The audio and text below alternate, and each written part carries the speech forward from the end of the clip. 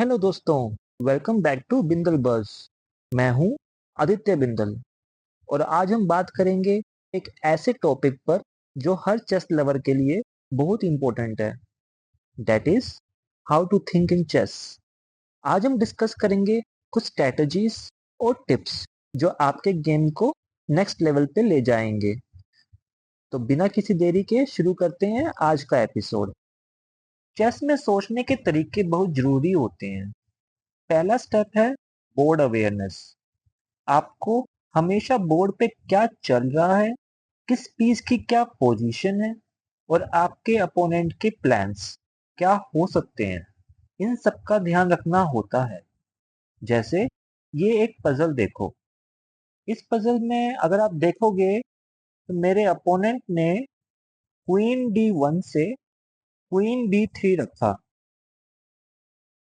अब मेरे पास क्या ऑप्शन है एज अ ब्लैक? या तो मैं इस पॉन को लूं, बट इन रिटर्न वो मेरे पॉन को ले लेगा वाया बिशप और क्वीन। या फिर मैं नाइट को नाइट A5 पे रखूं और क्वीन को फोर्स करूं कि वो पीछे जाए, इधर क्वीन C2 पे या क्वीन D1 पे। फिर मैं उसके बाद ये पॉन ले लूं, बिशप से नाइट और पॉन से बिशप। इसमें मुझे सिर्फ एक पॉन मिल रहा है एक्स्ट्रा। तो लेट्स थिंक मोर। मेरे पास टोटल 1 2 3 4 5 6 7 8 पॉन्स है और मेरे अपोनेंट के पास 1 2 3 4 5 6 7 8 8 पॉन्स हैं। अपने पास पीसीस अराउंड सेम है, तो मुझे एक बार इसको और ध्यान से देखना चाहिए। अगर मैं इस पॉन से ये पॉन लूं, अगर मैं ये पॉन से ये पॉन लूं, तो मेरे अपोनेंट के पास इधर ऑप्शन होगा कि बिशप से ले या क्वीन से ले। Let's take from queen first. तो मेरे पास ऑप्शन है नाइट टू नाइट A5 और मेरे अपोनेंट का क्वीन ट्रैप हो जाएगा क्योंकि ये जो डायगोनल है मैंने बिशप से कवर किया हुआ है और ये डायगोनल भी मेरे बिशप से कवर्ड है। तो इस केस में मेरे अपोनेंट को क्वीन क्वीन की बजाय बिशप से लेना चाहिए। और अगर बिशप से लेता है तो इस केस में, इस A5 के केस में, नाइट A5 के केस में मुझे ये बिशप मिल जाएगा। तो लेट्स गो विद इट। तो take the pawn first and then knight A5, then take this bishop. Next important tip है थिंक अहेड। हमेशा 2-3 मूव्स आगे सोचना जरूरी है। आपको सिर्फ ये नहीं देखना कि करंट मूव क्या है, बल्कि आपके अपोनेंट के पॉसिबल रिस्पॉन्सेज क्या हो सकते हैं, ये भी एंटिसिपेट करना होता है। जैसे अब ये पजल देखो। इस पजल में मेरे अपोनेंट ने क्वीन E2 से क्वीन E3 चला। अब मेरे पास क्या ऑप्शन है? या तो मैं इस रुक से रुक D8 से रुक D3 पॉन ले लूं, इन रिटर्न में क्वीन से नाइट ले लेगा मेरा अपोनेंट, एंड देन मैं रुक से बिशप ले लूंगा। मुझे एक पॉन एक्स्ट्रा मिल रहा है। अगर मैं ओवरऑल देखूं तो मेरे पास 1 2 3 4 5 5 पॉन्स है और मेरे अपोनेंट के पास 1 2 3 4 5 6 7 7 पॉन्स है। और मेरे पास दो रुक हैं, एक नाइट है। मेरे अपोनेंट के पास दो रुक है, एक बिशप है। तो मेरे अपोनेंट के पास ज़्यादा मटेरियल है, मेरे पास कम है। तो अगर मैं एक फ़ोन ले लूँगा तब भी मुझे ज़्यादा बेनिफिट नहीं मिलेगा क्योंकि मैं ऑलरेडी एक फ़ोन कम हूँ, एक फ़ोन मेरे पास कम है, तो मैं इवेंचुअली हार जाऊँगा गेम।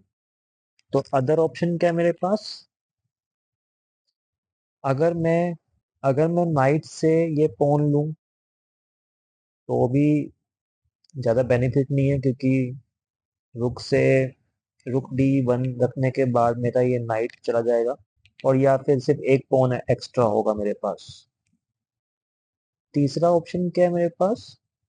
अगर मैं ये क्वीन क्वीन E7 से क्वीन G5 चलूं, इस केस में अब ये मेरा नाइट क्वीन से ले नहीं पाएगा, और मेरे पास ऑप्शन है चेकमेट करने का। और अगर सही स्टेप नहीं चला मेरे अपोनेंट ने, तो मैं ये पॉन लेकर इस बिशप पे अटैक करूंगा और क्वीन पे अटैक करूंगा, और इवेंचुअली मेरे को इनमें से कोई एक चीज मिल जाएगी। तो let's go with it. Queen G5, मेरे अपोनेंट ने क्वीन D2 चला। अगर मुझे ये किंग को चेकमेट करना है, pawn support is via queen, तो अगर मैं इस पॉन को ले लूं वाया रुक, तो या तो ये क्वीन से रुक लेगा, या फिर क्वीन को इसी लाइन में कहीं और चलेगा, और जिससे कि ये बिशप मैं अपने रुक से ले पाऊंगा। तो let's go with it. Take this pawn. अब मेरे अपोनेंट ने क्वीन B2 चला, तो let's take this bishop as well, because अगर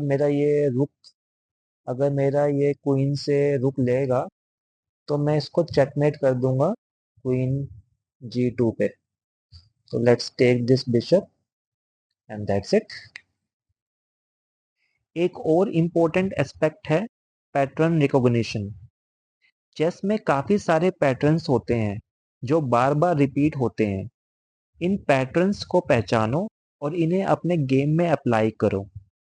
for example, fork, pin, square जैसे टैक्टिक्स कैसे काम करते हैं, ये सब पैटर्न रिकॉग्निशन से आता है। ये पजल देखो। इस पजल में मेरे अपोनेंट ने नाइट D7 से नाइट F6 चला। अब मेरी बारी है एज अ वाइट, तो मेरे पास क्या ऑप्शन है? या तो मैं बिशप से इस क्वीन को लूं, बट इस केस में नाइट मेरी क्वीन को ले लेगा, और मैं फिर बिशप से रुक लूंगा और चेक दूंगा, फिर मेरा अपोनेंट रुक से बिशप ले लेगा। तो इसके अंदर मे, मेरे पास दो रुक होंगे, और मेरे अपोनेंट के पास एक रुक और एक नाइट रहेगा। दैट इज गुड, बट इससे अच्छा ऑप्शन क्या है मेरे पास? लेट्स सी, और कोई ऑप्शन है या नहीं। अगर मैं क्वीन से ये पॉन लेता हूँ और चेक देता हूँ, तो in in that case queen QE6 पे आ जाएगी, और मुझे क्वीन नहीं मिल पाएगी। और क्या ऑप्शन है? तीसरा ऑप्शन है, अगर मैं इस बिशप को बिशप E3 से बिशप C5 रखूं और चेक दूं, इस केस में किंग को बचाना पड़ेगा। किंग के पास सिर्फ ऑप्शन है किंग E8। उसके बाद मैं क्वीन से टेक्स करूं पॉन को और फिर चेक दूं, और उसके बाद मैं इस क्वीन को ग्रैब कर लूं। तो ये ऑप्शन अच्छा लग रहा है, क्योंकि इसमें मुझे क्वीन भी मिल रही है और मेरी क्वीन जा भी नहीं रही। Let's go with it. Bishop C5। तो अब मेरे अपोनेंट ने डायरेक्टली क्वीन से बिशप ले लिया, तो just takes the queen and that's it. आखिरी टिप है, stay calm and focused. Chess में पेशेंस और फोकस बहुत जरूरी है। हर मूव को कामली सोचो और बिना प्रेशर के खेलो। मिस्टेक्स सबसे होती है, लेकिन कामली सोचोगे तो इन्हें अवॉइड कर सकते हो। जैसे अब ये लास्ट पजल देखो। इस पजल में मेरे अपोनेंट ने रुक A6 से रुक H6 रखा और मेरा पॉन ले लिया। अब मेरे पास क्या ऑप्शन है एज अ ब्लैक? तो या तो मैं बिशप को मूव करूं, बट बिशप भी कहाँ मूव होएगा? इधर takes this pawn, but in return में किंग मेरे बिशप को ले लेगा। अगर मैं ये पॉन चलता हूँ C2 से C1, तो मेरे अपोनेंट का रुक या बिशप उसको ले लेगा। मेरे पास और क्या ऑप्शन है?